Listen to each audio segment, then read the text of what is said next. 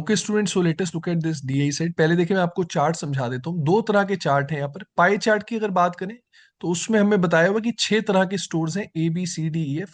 सारे stores kurti cell करते हैं। कौन कितने परसेंट कुर्ती सेल कर रहा है उसका ब्रेकअप हमें गिवन है। दूसरे चार्ट में आप देखें, हमें बताया हुआ कि हर एक स्टोर दो तरह की कुर्ती सेल कर रहा है, लिनन एंड कॉटन। और हर एक स्टोर के लिए लिनन और कॉटन का रेशियो हमें गिवन है। एक इंफॉर्मेशन और गिवन है, total kurtis sold are 84,000। Now let us try the first question. Number of kurtis linen and cotton sold by store D is what percent more than the number of linen kurtis sold by store B। देखिए अब कई लोग पूरी पूरी value calculate करते हैं जिसकी यहाँ जरूरत नहीं है, क्योंकि क्वेश्चन जो हमसे पूछा गया स्टूडेंट्स परसेंटेज के टर्म्स में पूछा गया। थोड़ा मैं आपको डिटेल में एक्सप्लेन करता हूँ। अब जैसे यहाँ बोला गया number of kurtis sold by store D which you can see 12%। So 12% of 84,000। अब इसको किससे कंपेयर करना है students? Linen kurtis sold by store B. Linen की बात हो रही है स्टोर बी की। वैसे देखिए स्टोर बी जो कुर्ती सेल करता है दैट इज 22% स्टूडेंट्स। ओके, 22%। लेकिन इसमें से भी स्टूडेंट्स हमें सिर्फ लिनन चाहिए। Now look at the ratio of linen and cotton that is 5:6। सो कहने से लिनन विल बी 5/11, राइट। सो 22% का 5/11 मुझे लेना पड़ेगा, right, into 84,000। So 22% of 5/11 of 84,000. अब 22% of 5/11 स्टूडेंट्स कितना हो गया? दिस आई कैन बेसिकली से will be 10%, right. 11 into 2 is 22, 2 into 5, so this comes out to be 10%। तो बेसिकली मुझे ये कंपेयर करना है स्टूडेंट्स कि 12% of 84,000, okay, 12% of 84,000, it is how much more than 10% of 84,000? I hope all of you are getting this। तो अब आप देखें, क्योंकि हमें परसेंटेज के टर्म्स में निकालना है स्टूडेंट्स, तो आप सीधा रेशियो निकाल लें। 12% ऑफ 84,000 एंड 10% ऑफ 84,000। 84,000 84,000 आप कैंसिल कर सकते हैं। परसेंटेज और परसेंटेज भी आप कैंसिल कर सकते हैं। बेसिकली रेशियो क्या आ गया? रेशियो तो 12 और 10 का आ गया ना। तो बस मुझे ये बताना है कि ये वाली जो वैल्यू है वो इससे कितने परसेंट ज्यादा है। 12 10 से कितने परसेंट ज्यादा है? So obviously difference is 2, right. Comparison किससे हो रहा है? 10 से हो रहा है। So 2 divided by 10 into 100। So students 20% will be the correct answer, which is option B. I hope this question is clear to all of you. Students, so इस second question में हमसे पूछा गया what is the difference between average number of linen kurtis sold by stores D and D together and average number of cotton kurtis sold by the same stores together. तो सबसे पहले तो यार लिनन कुर्ती स्टोर डी के लिए निकाल लेते हैं, which you can see is 5/8, right, because the ratio is 5:3। So 5/8 of 12%, 5/8 of 12%, this is the number of linen kurtis sold by store D.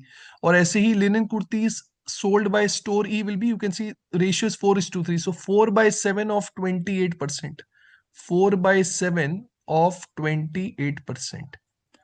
इसकी स्टूडेंट्स हमें एवरेज लेनी है, राइट, एवरेज लेनी है इसकी। So this plus this divided by 2, and this students if you solve 5/8 into 12, this is 60/8, that is 7.5. 7.5 plus 16 students is 23.5%. So 23.5% further divided by 2, this comes out to be 11.75%। तो ये हमने average निकाल ली linen kurtis की sold by stores D and E together. Now we have to compare this with average number of cotton kurtis sold by the same stores, that means D and D. तो अगर D की बात करें cotton kurtis की store D की, so that is 3/8, 3/8 of 12%।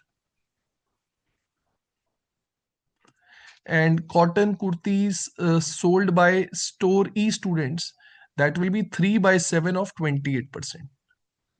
So 3/7 of 28%, और हमें इसका एवरेज लेना है तो इसका सम divided by 2। Now this students comes out to be 3/8 of 12, this is 36/8 students, which comes out to be 4.5, and 3/7 of 28 is 12, so we'll get 16.5% divided by 2. So this comes out to be 8.25%. अब देखिए ये जो हमने average निकाली इसका difference लेना, question में given है difference. So difference in terms of percentage you can C 11.75% minus 8.25%. This students comes out to be 3.5%. तो हमें एक्चुअल नंबर बताना है। Now the total number of kurtis sold were 84,000. So 3.5% of 84,000. So 3.5 divided by 100 into 84,000. So 0,000 gets cancelled, students. So 840 into 3.5 students, which comes out to be 2940. Option C will be the correct answer. Okay, students, so here the question is, what is the respective ratio between number of kurtis, linen and cotton sold by store C and the number of linen kurtis sold by store F? तो यार आप देखिए ये इस set का सबसे आसान question है। Number of kurtis linen and cotton sold by store C, that is 8% of 84,000, and we have to compare this with number of linen kurtis sold by store F. देखिए स्टोर F ने जो total kurti sale करी है that is 14% of 84,000, but we are looking for only linen. तो linen जो है that is 7/10, because ratio of linen to cotton is 7:3। So further we have to take 7/10 of this. बस इसका ratio निकालना, तो आप देखिए अब डिवाइड करेंगे दोनों को तो 84,000 गेट्स कैंसिल्ड। अब परसेंटेज और परसेंटेज को भी हम कैंसिल कर सकते हैं students, right? So this comes out to be, I can say 8:98/10.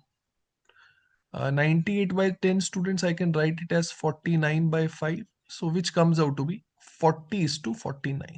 दोनों साइड अगर मैं 5 से मल्टीप्लाई कर दूं, I'll get 40:49, which is option B. So I hope this question is clear to everyone. Okay, students, so the question is the graphs of ax plus by is equal to c, dx plus ey is equal to f will be। अब हमें यहाँ पर 4 statements given है और हमें बताना है इनमें से कौन सी स्टेटमेंट सही है, राइट? अब देखिए यार ये जो एक क्वेश्चन, इसमें हमें कुछ फिगर बनाने की जरूरत नहीं, एक थ्योरेटिकल क्वेश्चन है, राइट? हमें थ्योरी पता होनी चाहिए।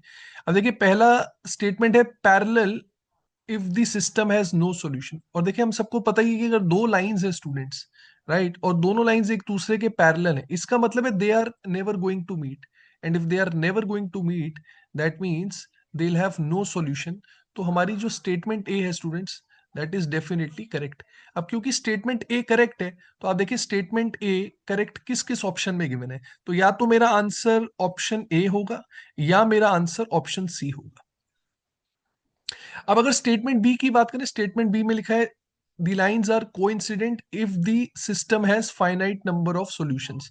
अब देखिए कोइंसिडेंट का मतलब क्या होता है कि दोनों लाइन सेम है, बेसिकली दोनों लाइंस एक दूसरे के ऊपर है, and that means it will have infinite number of solutions. That means statement be definitely incorrect है। और स्टूडेंट्स अगर स्टेटमेंट बी डेफिनेटली इनकरेक्ट है, तो that means option A definitely गलत है, राइट? क्योंकि ऑप्शन ए में हमें गिवन है ए एंड बी ओनली, जबकि बी स्टेटमेंट इनकरेक्ट है, तो ये ऑप्शन भी गलत है। तो हम डायरेक्टली मार्क कर सकते हैं, हम डायरेक्टली मार्क कर सकते हैं option C will be the correct answer. बाकी आप चाहे तो चेक कर सकते हैं। देखिए स्टेटमेंट सी कह रहे हैं intersecting if the system has two solutions. देखिए अगर दो लाइंस इंटरसेक्ट करेंगी students, so they'll have definitely exactly one solution, right? They'll have exactly one solution. तो statement C भी incorrect है। So A and D are correct, right? We can directly mark option C to be the correct answer. I hope this question is clear to all of you. Okay, students, so let us look at this question. A container is filled with liquid, 6 part of which are water and 10 part milk. How much of the mixture must be drawn off and replaced with water so that the mixture may be half water and half milk? देखिए best तरीका है, सबसे short तरीका रहेगा, आप allegation से करें, आप इसे काफी जल्दी कर लेंगे। आई होप आप सबको पता है अगर एलिगेशन से भी करना है तो या तो आप पूरा क्वेश्चन वाटर को लेके सॉल्व करेंगे या पूरे क्वेश्चन में मिल्क लेके सॉल्व करेंगे। Now I am solving it by taking water, you can solve it by taking milk as well. अब पहले देखिए ओरिजिनल जो मिक्सचर है उसमें वाटर और मिल्क का रेशियो कितना है, उसमें वाटर और मिल्क का जो रेशियो है students that is 3:5। Now because we are solving it by taking water, तो वाटर का प्रोपोर्शन कितना है? अब देखिए ओरिजिनल जो मिक्सचर है स्टूडेंट्स उसमें वाटर का प्रोपोर्शन है 3/8। Now I hope all of you know कि देखिए जो ओरिजिनल मिक्सचर है स्टूडेंट्स उसमें से आप जितनी मर्जी क्वांटिटी बाहर निकाल लें, वाटर का प्रोपोर्शन चेंज नहीं होगा, क्योंकि वाटर और मिल्क का ratio is not going to change. तो मैं ये कह सकता हूं कि कुछ क्वांटिटी निकालने के बाद भी स्टूडेंट्स, है ना, कुछ क्वांटिटी निकालने के बाद भी जो मिक्सचर बचा है उसमें वाटर का प्रोपोर्शन 3/8 ही है। अब इसमें हमने एक दूसरे तरीके का मिक्सचर भी ऐड किया है, दूसरे तरीके का mixture which is actually pure water. तो प्योर वाटर है अगर, तो वाटर का प्रोपोर्शन कितना हुआ? तो जो दूसरा मिक्सचर हमने ऐड किया है विच इज प्योर वाटर, उसमें वाटर का प्रोपोर्शन है 1। अब वो कह रहे हैं इस तरीके से मिक्स करें कि वाटर और मिल्क का रेशियो 1:1 हो जाए, राइट? वाटर और मिल्क का रेशियो 1:1 हो जाए। Now because we are solving it by taking water, तो फाइनली हमें वाटर का प्रोपोर्शन चाहिए कितना? वाटर का प्रोपोर्शन हमें चाहिए 1/2। Now students you can apply alligation, right?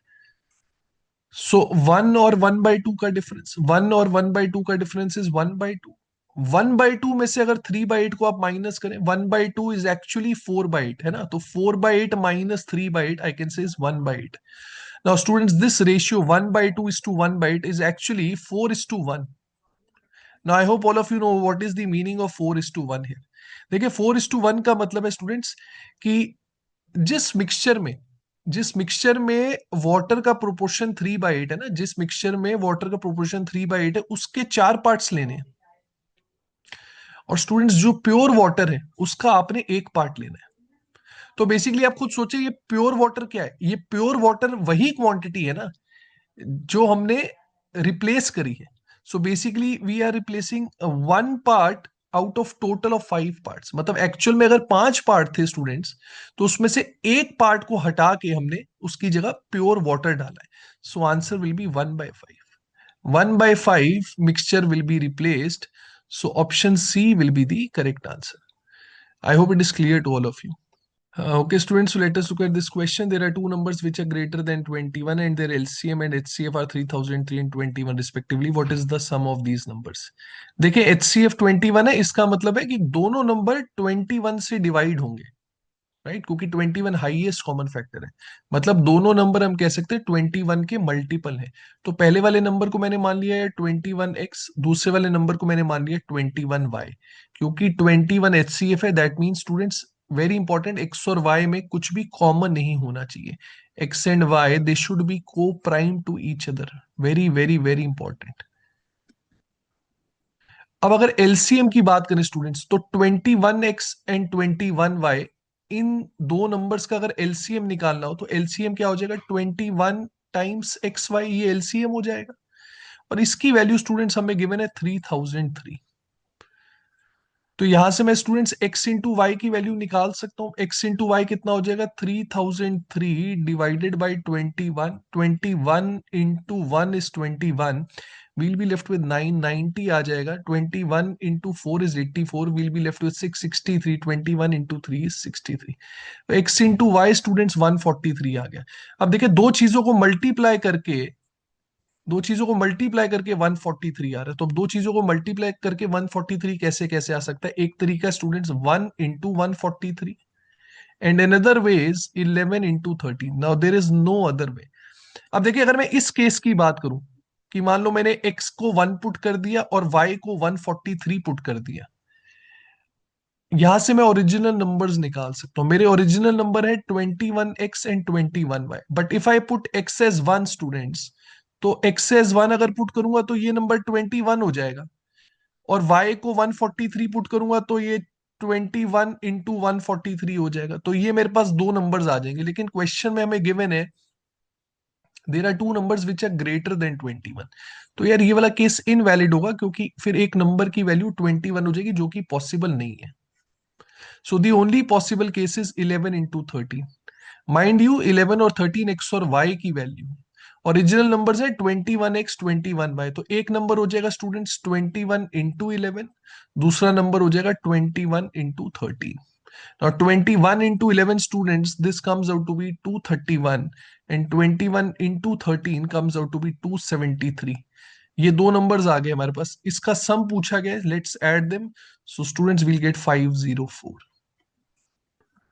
Option A will be the correct answer. Okay students, so the question is match list one with list two. List one में देखें हमें regular price and sale price given है, और list two में discount percentages given है। बस आपको इतना पता होना चाहिए, रेगुलर प्राइस मतलब बेसिकली आप कह सकते हैं कि मार्क प्राइस है, और sale price you can say selling price, और हमें डिस्काउंट परसेंटेज कैलकुलेट करना है। तो अगर मैं ए को यूज करूं तो कहने से discount in the first case will be 10 rupees, और अगर परसेंटेज में निकालना है स्टूडेंट्स तो डिस्काउंट परसेंटेज का फॉर्मूला होता है discount upon mark price into 100। तो डिस्काउंट है 10 रुपए का, मार्क प्राइस है 65, परसेंटेज में निकालना है into 100। Now this is students 2/13। देखिए 1/13 इंटू 100 होता है 7.69, तो 7.69 का डबल करना है। सो 7.69 का डबल स्टूडेंट्स विल बी 15.38। तो आप देखिए ए की मैचिंग किससे हो रही है, ए की मैचिंग स्टूडेंट्स टू से हो रही है। अब क्योंकि ए की मैचिंग टू से हो रही है तो पहला ऑप्शन जो ए है उसको तो मैं एलिमिनेट कर सकता हूं, क्योंकि ए की मैचिंग वहां थ्री से हो रही है, तो ये तो डेफिनेटली गलत है, और ऑप्शन डी भी डेफिनेटली गलत है। तो या तो आंसर ऑप्शन बी होगा या सी होगा। चलिए अब स्टेटमेंट बी को यूज कर लेते हैं। मार्क प्राइस 60 है और सेल प्राइस 50 है, तो यहां पर भी डिस्काउंट तो 10 का ही है, लेकिन मार्क प्राइस कितना है, मार्क प्राइस 60 है, so 10/60 into 100। Now this comes out to be 1/6। 1/6 into 100 students is 16.67, और यू कैन से 16.66। तो बी की मैचिंग किससे हो रही है, बी की मैचिंग थ्री से हो रही है। हाँ, तो बी की मैचिंग अगर थ्री से हो रही है स्टूडेंट्स, तो ऑप्शन सी भी एलिमिनेट हो जाएगा। Option B has to be the correct answer. आगे सॉल्व करने की जरूरत है नहीं, बी डेफिनेटली सही होगा। I hope it is clear to everyone. Okay students, so let us look at this question in terms of percentage profit. Arrange the following transactions in decreasing order. अब देखिए पहले प्रॉफिट परसेंटेज का formula आपको बता दूं, that is profit upon cost price into 100। अब देखिए ए के केस में स्टूडेंट्स अगर मैं प्रॉफिट परसेंटेज की बात करूं दैट विल बी 17/36 इंटू 100। अब प्लीज इसे कैलकुलेट मत करें आप, ठीक है, क्योंकि उन्होंने आपसे एक्चुअल परसेंटेज तो पूछा नहीं है, उन्होंने तो बोला कि चारों को कंपेयर करो, right. So just write down each of the values, then I tell you a very good method how to compare all of them. दूसरे केस में प्रॉफिट परसेंटेज कितना होगा students, that will be 24/50 into 100। तीसरे case में profit percentage होगा 19/40 into 100, और आखिर की इसमें प्रॉफिट परसेंटेज होगा 29/60 इंटू 100। अब स्टूडेंट्स अगर आप ध्यान से देखें न्यूमरेटर और डिनोमिनेटर को, there is a pattern between them. कहने से इन एवरी केस स्टूडेंट्स जो न्यूमरेटर है वो डिनोमिनेटर के आधे से एक कम है। ध्यान से अगर आप ऑब्जर्व करें, if you are good with numbers आपको इजीली पता लग जाएगा। जैसे पहले ऑप्शन में आप देखिए डिनोमिनेटर 36 है, 36 का आधा स्टूडेंट्स 18 है, 18 माइनस 1 इज 17। 50 का आधा स्टूडेंट्स, 50 का आधा 25 है, 25 माइनस 1 इज 24। बेसिकली न्यूमरेटर क्या है, डिनोमिनेटर के आधे से एक कम है, डिनोमिनेटर के आधे से एक कम है। 40 का आधा 20 है, 20 माइनस 1 इज 19। 60 का आधा 30 है, 30 माइनस 1 इज 29। मैं आपको क्यों बता रहा हूं, इससे होगा क्या, आप कोई छोटी वैल्यू लेके देखें आपको इजीली समझ में आ जाएगा, right. Let's take denominator to be 4 just to see the pattern, right, just to see the pattern. मतलब आप चाहे तो डिनोमिनेटर 2 भी ले सकते हैं। अब अगर आप डिनोमिनेटर 2 लोगे तो 2 का आधा कितना है स्टूडेंट्स, 2 का आधा 1 है, राइट। 2 का आधा 1 है, 1 minus 1 is 0। So if I follow the same pattern, if I take denominator to be 2, in that case numerator will be 0। Now 0/2 into 100 students, so this comes out to be 0 only, 0% ही आ जाएगा। लेकिन अगर मैं denominator को 4 लेता हूं using the same pattern, कहने से न्यूमरेटर विल बी 2 माइनस 1, 4 के आधे से एक कम, that means numerator will be 1। Now 1/4 students, this actually comes out to be 25%। ऐसे ही मान लो अगर मैं डिनोमिनेटर को 6 ले लूं, इन दैट केस कहने से न्यूमरेटर विल बी 3 माइनस 1, है ना, 6 के आधे से एक कम, so this will become 2 students. Now 2/6 that is actually 1/3 which is 33.33%। आप देखिए स्टूडेंट्स, जैसे जैसे मैं डिनोमिनेटर बढ़ाता जा रहा हूं, जैसे जैसे मैं डिनोमिनेटर बढ़ाता जा रहा हूं आंसर बड़ा होता जा रहा है। पहले 0 आ रहा था, फिर 25, फिर 33.33।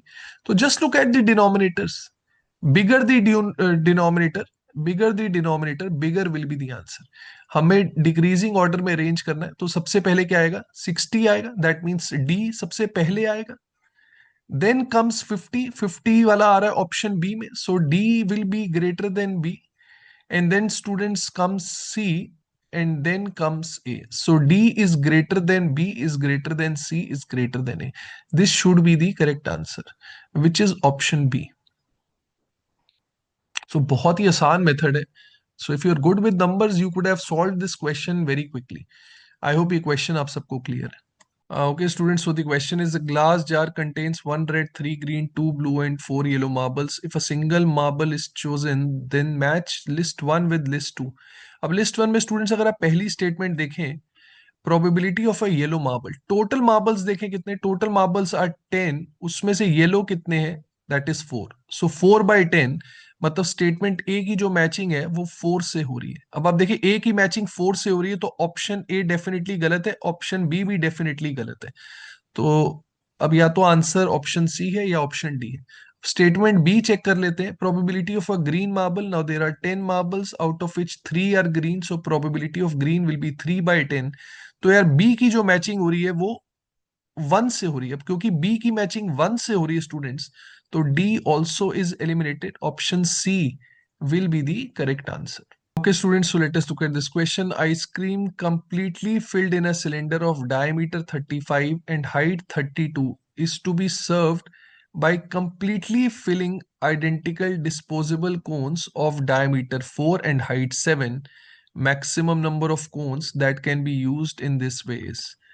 तो पहले तो देखें कि सिलेंडर का वॉल्यूम कितना होगा. राइट, सिलेंडर का volume students will be pi r square h, so pi into, now radius here will be 35/2, so I can say 35/2 into 35/2 into the height that is 32. तो यार इतना वॉल्यूम है हमारे पास total. Right, अब इसको use करके students हमें cons को फिल करना है और नंबर ऑफ कोन्स हमें निकालने हैं. तो पहले काम करते हैं, एक कोन का वॉल्यूम निकाल लेते हैं. तो एक कोन का वॉल्यूम कितना होगा, that will be 1/3 pi r square h, so 1/3 pi into r square. अब जो कोन का स्टूडेंट्स डायमीटर है that is 4, so radius will be 2, so pi r square h, so pi into 2 and height is 7. अब ऐसे कितने cons हम fill कर सकते हैं, मान लेते हैं एन कोन्स फिल कर सकते हैं. So into further n students, volume equate कर देते हैं, we'll get the answer. You can see pi pi gets cancelled. Now this is 4, 4 into 8 is 32 students. 2 into 2, 2 into 2 is 4, 4 into 2 is 8. ये 7 के साथ 35 भी कैंसिल कर देते हैं. 7 into 5 is 35. Now students, 35 into 5 is 175, into 2 is 350, 350 into 3, which will give you the value of n, which is 1050. So students, option C will be the correct answer. Okay students, so let us look at this question. 3 men and 18 women together take 2 days to complete a piece of work. How many days will 9 women alone take to complete the piece of work if 6 men alone can complete the piece of work in 3 days? देखिए यहाँ दो तरह के groups हैं. एक group ऐसा है जो 2 दिन ले रहा है और दूसरा ग्रुप है जो 3 दिन ले रहा है. तो जैसे हम बेसिक टाइम एंड वर्क के क्वेश्चन सॉल्व करते हैं वैसे ही कर लेंगे. टोटल वर्क को I take a multiple of 2 and 3, I take it to be 6 units. तो अब एक ग्रुप है 3 men एंड 18 women का. इनकी एफिशिएंसी आप देखिए कितनी हो जाएगी. 2 दिन में ये लोग 6 यूनिट करते तो एक दिन में कितना करेंगे, they will be doing 3 units every day. Now the other group of 6 men, इनको 3 दिन लगते हैं. तो एक दिन में ये लोग कितना काम करेंगे, एक दिन में ये लोग करेंगे 2 यूनिट. सो इनकी एफिशिएंसी होगी 2 units एवरी डे.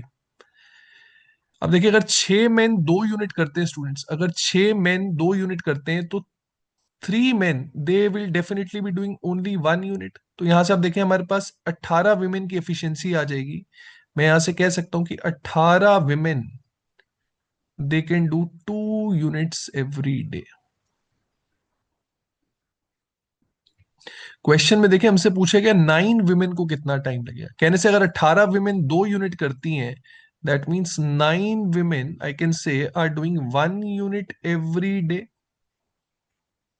तो यार अगर इनको 1 यूनिट करने के लिए 1 दिन लगता है, तो total work which is 6 units, तो 6 यूनिट करने के लिए इनको कितने दिन लगेंगे? 6 days, right? So option B will be the correct answer. Okay, students, so let us look at this question. Given below are two statements. If two chords x, y, and z t of a circle intersects internally at point P, then px minus py is equal to pz minus pt.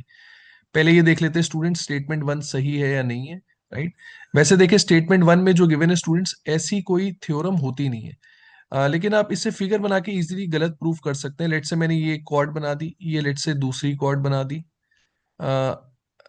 Let's take this point to be x, this to be y, इसको मैंने z ले लिया, इसको t ले लिया, तो ये point p हो जाएगा।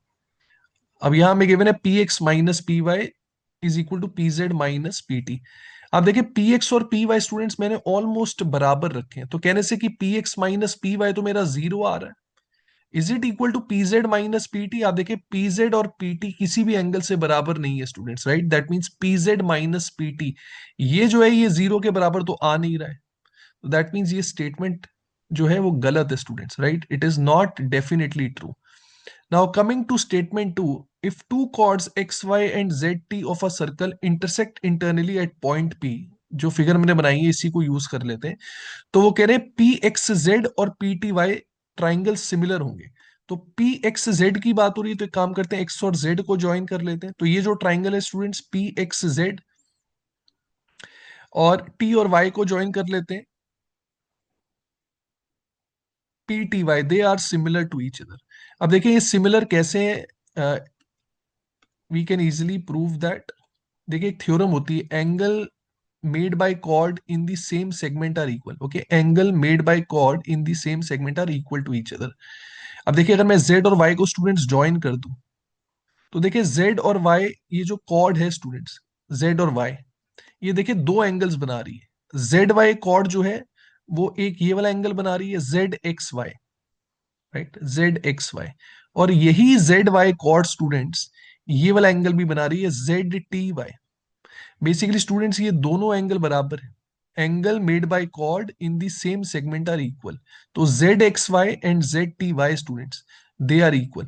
और देखिए ये वाला एंगल तो आप लोगों को पता ही है, वर्टिकली ऑपोजिट एंगल्स ये बराबर होते ही होते हैं। अब देखिए अगर दो एंगल स्टूडेंट्स बराबर हैं, तो तीसरा एंगल तो बराबर होगा ही होगा। दैट मीन्स ये वाला एंगल स्टूडेंट्स इस एंगल के बराबर होगा ही होगा। तो स्टूडेंट्स आप देख सकते हैं, मैं कह सकता हूं कि P X Z it will be similar to P T Y. ये बिल्कुल सही स्टेटमेंट है। So only statement two is correct. Okay students, so option D will be the correct answer. I hope this question is clear to all of you. Okay, students, so the question is, if a% of a plus b% of b is equal to 2% of ab, then what percent of a is b? a% of a students basically हो गया a upon 100 into a, right? a upon 100 into a, that means a square upon 100. b% of b मतलब हो गया b upon 100 into b, that means b square upon 100 students. And this is equal to 2% of ab, that means 2 upon 100 into ab, or I can say 2ab upon 100. देखिए 100 तो मैं सीधा cancel कर सकता हूं स्टूडेंट्स। तो बेसिकली क्या बन गया, a square plus b square is equal to 2ab। अब देखिए आप सबको आइडेंटिटी के बारे में पता ही है कि a square plus b square minus 2ab क्या होता है, right? That is a minus b का whole square. So this is actually equal to zero, which is a minus b का whole square. So students, if a minus b whole square is 0, that means a minus b is equal to 0. That means a is equal to b. Question में पूछ रहे हैं कि what percent of a is b, तो अगर a और b बराबर है students, so answer will be 100%. Option D will be the correct answer. Okay, students, so the question is given below are two statements. Statement 1, perimeter of a triangle is greater than sum of its three medians. Statement 2, in any triangle ABC, if D is any point on BC, then AB plus BC plus AC is greater than twice of AD. हमें बताना है इनमें से कौन सी statement true है या false है। तो एक काम करते हैं यार, पहले स्टेटमेंट 1 की बात कर लेते हैं। अब देखिए इसमें एक प्रॉपर्टी होती है, वो मैं आपको एक्सप्लेन कर देता हूँ पहले। तो मान लो ये ट्राइंगल है ABC, D is the mid point of BC, right? तो बेसिकली AD क्या हो जाएगा students, AD will be my median. AD median है। तो देखिए प्रॉपर्टी क्या है स्टूडेंट्स, देखिए जिस पे मैंने मीडियन बनाया उसको मैंने थर्ड साइड मान ली, ठीक है, जिस पे मैंने मीडियन बनाया उसको मैंने थर्ड साइड मान ली, बाकी दोनों साइड्स का जो सम है students that means A B plus A C, it will be greater than twice of the median to the third side, it will be greater than twice of AD, ये theorem होती है। ठीक है students, ऐसे ही अगर मैं यही same theorem apply करूं on this median, let's say I have drawn another median BE, E is the midpoint of AC, एक काम करता हूं ऐसे ही थर्ड मीडियन भी बना लेता हूं, CF,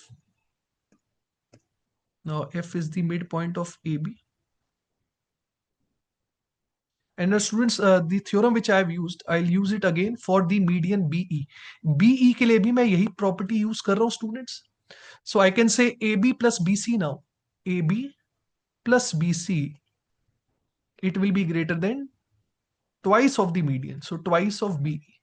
सिमिलरली स्टूडेंट्स थर्ड वाले मीडियन के लिए भी मैं सेम प्रॉपर्टी अगर लगाऊं, I can say AC plus BC, AC plus BC, it will be greater than twice of CF. Now let's add all three inequalities. तो आप देखें यहां से मेरे पास क्या आ जाएगा, twice of AB plus BC plus AC, twice of AB plus BC plus AC. It will be greater than students twice of medians. That means AD plus BE plus CF. 2 अगर मैं कैंसिल कर दूं तो मैं definitely कह सकता हूं कि स्टेटमेंट 1 जो है वो करेक्ट है। आप देख सकते हैं पेरीमीटर जो है ट्राइंगल का वो मीडियंस के सम से बड़ा आ रहा है, so statement 1 is correct. Now students for statement 2 let us draw another triangle, ठीक है, तो आपको थोड़ा बेटर समझ में आएगा। So let this be A, this be B, this be C, D is any point on BC, D मैं यहां मान लेता हूं, let's join A and D, and now I have to prove that AB plus BC plus AC, is it greater than twice of AD or not, basically ये मुझे निकालना है। तो अगर मैं इस ट्राइंगल में स्टूडेंट्स ABD ट्राइंगल में वो प्रॉपर्टी लगाऊं sum of two sides is always greater than third side, तो मैं यहां से कह सकता हूं AB plus BD, AB plus BD will definitely be greater than AD. And students applying the same property in this triangle, I can say AC plus CD, AC plus CD will be greater than AD. Now let's add these inequalities. Can I say students AB plus AC? Now BD plus CD, you can see BD plus CD is actually BC. So I can say AB plus AC plus BC. It will be greater than twice of AD. So that means statement 2 is also correct. दोनों statements true हैं. Option A will be the correct answer. Okay, students, so the question is a player can take a maximum of 4 chances to hit a bottle with a flying disc. The probability of hitting the bottle at the first, second, third, and fourth shots are 0.1, 0.2, 0.35, and 0.45 respectively. What is the probability that the player hits the bottle with the flying disc? तो हमें ये निकालना है कि hit करने की क्या probability है। अब आप देखें इसमें बहुत सारे केसेस बन सकते हैं। Let me give you an example. जैसे कि मान लो कि पहली बार बॉटल को हिट किया और बाकी 3 बार हिट नहीं किया, या सिर्फ सेकेंड टाइम बॉटल को हिट किया और बाकी टाइम हिट नहीं किया। ये भी हो सकता है कि सिर्फ थर्ड टाइम बॉटल को हिट किया, फर्स्ट, सेकेंड और फोर्थ अटेम्प्ट में हिट ना किया हो, एंड सो ऑन स्टूडेंट्स। ये भी हो सकता है कि पहली दोनों बार हिट किया हो, आखिरी दोनों बार ना किया हो, या ये भी हो सकता है कि पहली बार और थर्ड बार हिट किया हो, सेकेंड और फोर्थ अटेम्प्ट में हिट ना किया हो। So you can not make lot of cases. तो बेटर स्ट्रैटेजी क्या रहेगी, इसे रिवर्स सॉल्व करें। रिवर्स इस तरीके से सॉल्व करेंगे, आप मान के चले कि चारों बार बॉटल को हिट नहीं किया, राइट, तो बॉटल को हिट ना करने की प्रोबेबिलिटी आ जाएगी, उससे आप 1 में से माइनस कर दें तो बॉटल को हिट करने की प्रोबेबिलिटी आ जाएगी। तो पहले मैं ये देखूंगा कि फर्स्ट टाइम बॉटल को हिट नहीं किया उसकी क्या प्रोबेबिलिटी, उसकी प्रोबेबिलिटी है 0.9, ना हिट करने की प्रोबेबिलिटी है 0.9, दूसरी बार ना हिट करने की प्रोबेबिलिटी है 0.8, तीसरी बार ना हिट करने की प्रोबेबिलिटी है 0.65, ऐसे ही फोर्थ टाइम ना हिट करने की प्रोबेबिलिटी है 0.55। तो पहली बार भी हिट नहीं किया, एंड दूसरी बार भी हिट नहीं किया, एंड तीसरी बार भी हिट नहीं किया, एंड चौथी बार भी हिट नहीं किया, तो ना हिट करने की प्रोबेबिलिटी क्या होगी, 0.9 into 0.8 into 0.65 into 0.55। This students if you multiply comes out to be 0.2574, ये ना हिट करने की प्रोबेबिलिटी है। तो हिट करने की प्रोबेबिलिटी क्या होगी, आप वन में से माइनस कर दें, 1 minus 0.2574, so students answer comes out to be 0.7426. Okay, so option C will be the correct answer. Okay, students, so the question is, a vessel of 160 liter is filled with milk and water. 70% of milk and 30% of water is taken out of the vessel. It is found out that the vessel is vacated by 55%. Then the quantity of milk and water in the original mixture is. देखिए, हमें बस इतना पता है कि पूरा mixture 160 litre का है, बट इसमें हमें ये नहीं पता है कि मिल्क कितना है और वाटर कितना है। बेसिकली वो हमें फिगर आउट करना है। हमें ये पता है कि 70% मिल्क बाहर निकाला गया है, 30% वाटर बाहर निकाला गया है, और जो पूरा मिक्सचर बाहर निकाला गया दैट इज 55%। तो स्टूडेंट्स, बेस्ट रहेगा आप एलिगेशन अप्लाई करें, ये क्वेश्चन 10 सेकंड में हो जाएगा। राइट, 70% मिल्क बाहर निकाला गया, 30% वाटर बाहर निकाला गया, और जो पूरा मिक्सचर बाहर निकाला गया दैट इज 55%। तो 55 बीच में आ जाएगा। राइट, बस अब एलिगेशन आप लगा दें, सीधा मिल्क और वाटर का रेशियो आ जाएगा। और difference of 55 and 30 students is 25। Difference of 70 and 55, this students comes out to be 15. So ratio of 25 and 15, this comes out to be 5:3। तो जो पूरा मिक्सचर था उसमें मिल्क और वाटर का रेशियो 5:3 था। So now students, if I distribute 160 in the ratio 5:3, so milk will be 100 and water will be 60. Option A will be the correct answer. Okay, students, so let us look at this question. There are 10 stations on a railway line. The number of different journey tickets that are required by the authorities is. देखिए, आप इसे directly भी कर सकते हैं बिना किसी variable के, but just to explain you, let us assume 10 stations to be A B C D E F G H I J। अब देखिए, एक एग्जांपल ले लेते हैं। मान ले किसी ने A से B जाना है, right. This is one possibility, right. A से स्टार्ट किया और बी पे जाना है। ये भी हो सकता है किसी ने ए से सी जाना हो, राइट। ये भी हो सकता है कि किसी ने ए से डी जाना हो। तो कहने से for every ticket we need two station, a source and a destination, right. कहां से कहां तक जाना है, तो एक टिकट के लिए आपको दो स्टेशन तो चाहिए ही होंगे। So now if I ask you a simple question कि भाई 10 स्टेशन है, उनमें से मुझे दो स्टेशन को सिलेक्ट करना है, तो कितने तरीके से कर सकते हैं। So out of 10, if I have to select any two, I can directly apply this formula 10C2। so which comes out to be 10 into 9 by 2, which is 45। देखिए, 45 वे से तो मैं दो स्टेशन सिलेक्ट कर सकता हूं। अब एक एग्जांपल ले लेते हैं। मान लेते हैं कि ये जो 10C2 वेज है, 45 वेज है, इनमें से मैं कोई एक केस ले लेता हूं। मान लेता हूं मैंने जो दो स्टेशन सिलेक्ट करे वो है ए और बी। अब कहने से ए और बी तो मैंने दो स्टेशन सिलेक्ट करे ना, इनके लिए जो टिकट्स बनेगी वो दो टिकट्स बनेगी ना, one ticket from A to B and another ticket from B to A. So basically for every pair of stations we need two tickets. A से B के लिए अलग टिकट होगी और B से A के लिए अलग टिकट होगी। So further this answer will be multiplied by 2। 45 veg से तो हमने दो स्टेशन सिलेक्ट करे हैं और दो तरीके की टिकट्स भी बन सकती हैं once you have selected two stations. So answer will be students 90। एक और भी बहुत ही सिंपल तरीका था, आप उससे भी कर सकते थे। देखिए, टिकट के लिए आपको एक सोर्स चाहिए और आपको एक डेस्टिनेशन चाहिए। तो सोर्स के लिए कितनी पॉसिबिलिटीज है भाई, 10 स्टेशन है, इनमें से कोई भी सोर्स हो सकता है। So we have 10 possibilities for the source. अब देखिए, एक बार आपने सोर्स सिलेक्ट कर लिया तो डेस्टिनेशन तो वो हो नहीं सकता, राइट। डेस्टिनेशन तो कोई डिफरेंट स्टेशन ही होगा। So for destination you have 9 possibilities. So you could have directly done 10 into 9 also, which would have given the 90। Same answer, right? So B will be the correct answer. I hope this is clear to all of you. Okay, students, so the question is which two figures will have the same area? और हमें चार statements given है। तो पहले statement one को use कर लेते हैं, सर्कल विद डायमीटर 14। तो डायमीटर 14 तो रेडियस 7 हो जाएगा यार। और एरिया की बात हो रही है तो area pi r square, so 22/7 into 7 students, this comes out to be 154। तो ए से जो एरिया आ रहा है दैट इज 154। बी से देखें एरिया कितना आ रहा है, लेंथ और ब्रेथ गिवन है रेक्टेंगल की 12 और 10। तो आप देखिए एरिया यहां से आ जाएगा 12 into 10, which is 120. Rectangle with length 14 and breadth 11, तो यहां से आप देखिए एरिया आ जाएगा length into breadth 14 into 11, that is 154. और स्क्वायर की साइड 12 है तो स्क्वायर का एरिया हो जाएगा साइड का square, that means 12 into 12 144. So you can see students, statement A and statement C, they are giving the same answer. So option C will be the correct answer. Okay students, so the question is arrange the following surds in increasing order. A is cube root of 2, B is square root of 3, C is fourth root of 5, D is sixth root of 7.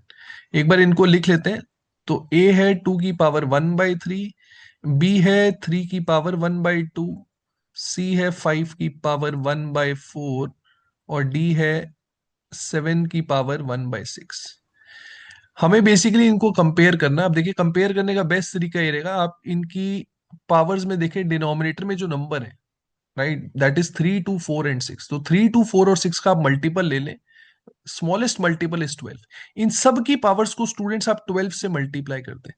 देखिए अगर इन सब की powers को आप किसी same number से multiply करेंगे, order is not going to change. मतलब जो बड़ा है वो बड़ा ही रहेगा, जो छोटा है वो छोटा ही रहेगा, राइट. सो 2 की पावर क्या हो जाएगी, 12 इंटू 1/3 दैट इज 4. 3 की power will become 1/2 into 12 that is 6. 5 power will be 3 and 7 की power will be 2. Now 2 power 4 students is 16, 3 power 6 is 729, 5 cube is 125, 7 square is 49. हमें इन्हें छोटे से बड़े में लगाना है इंक्रीजिंग ऑर्डर में. आप देखिए सबसे छोटा A आ रहा है, then comes D and then comes C and then comes B. B is the largest value. So A, D, C, B, this should be the order. Option D will be the correct answer. Students, so the question is Mr. Seth inherits 2505 gold coins and divides them among his three sons, Brij, Purab and Mohan in a certain ratio. Out of the total coins received by each of them, Brij sells 30 coins, Purab donates his 30 coins and Mohan loses 25 coins. Now the ratio of gold coins with them is 46:41:34 respectively. How many coins did Purab receive from his father? तो basically वो कह रहे हैं कि 2505 को divide किया bridge, पूरब और मोहन में. ठीक है. अब आप देखिए ब्रिज के 30 कॉइन्स कम हो गए क्योंकि उसने बेच दिए 30 कॉइन्स. पूरब के भी 30 कॉइन्स कम हो गए क्योंकि उसने डोनेट कर दिए. मोहन लूजेस 25 कॉइन्स तो उसके 25 कॉइन कम हो गए. तो कहने से टोटल में से भी यार इतना कम हो जाएगा क्योंकि ब्रिज के 30 कॉइन कम हो गए, पूरब के भी 30 कॉइन कम हो गए और मोहन के 25 कॉइन कम हो गए. तो now the new total students comes out to be 2420. Basically अब जो उनके पास कॉइन्स है उसका टोटल 2420 है और स्टूडेंट्स उसका रेशियो हमें गिवन है 46:41:34. Now see, we are only concerned with Purab, right? The total with them is 2420. Ratio is 46:41:34. तो मुझे सिर्फ पूरब का शेयर चाहिए, right? तो पूरब का शेयर कितना है? That is 41 parts out of 46 plus 41 plus 34 students. This comes out to be 121. So 41 by 121 of 2420. This students comes out to be 41 into 20, which is 820.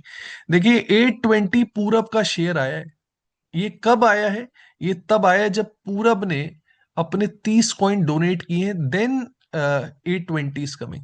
तो पूरब को ओरिजिनली कितने मिले थे?